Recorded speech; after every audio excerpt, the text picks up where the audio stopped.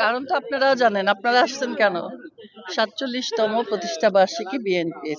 তা আমি তো আজকে প্রথম আসিনি, ৩২ বছর ধরেই আসতেছি। মাঝখানে কিছুদিন আসতে পারিনি স্বৈরাচারদের কারণে। আসলেও আমাদের এখান থেকে পুলিশ দিয়ে ধাওয়া করে ভাগাই দিচ্ছে। বিএনপি করে বলে এতদিন তো কথা বলতে পারিনি। তো এখন তো আমাদের স্বাধীনতা আছে, এখন তো আমরা বুক ফুলিয়ে জিয়া উদ্যানে আসতে পারি, শহীদ প্রেসিডেন্ট জিয়াউর রহমানের মাজারে আমরা ফুল দিতে পারি, শ্রদ্ধা জানাতে পারি। এখন এটা করতে আসছি এবং আজীবন করেই যাব, আসবই। হ্যাঁ, হ্যাঁ আছি তো জন্ম থেকেই, যতটুকু বুঝ হয়েছে।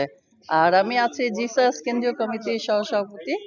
আমাদের আবুল হাসেম রানা রানা ছিলেন, রাজীব ভাই ছিলেন, ওনারাই আমাকে নিয়ে আসছিলেন। তো আজকে তো তারা নাই, কিন্তু তাদের প্রতিনিধি আমাদেরকে রেখে গেছে।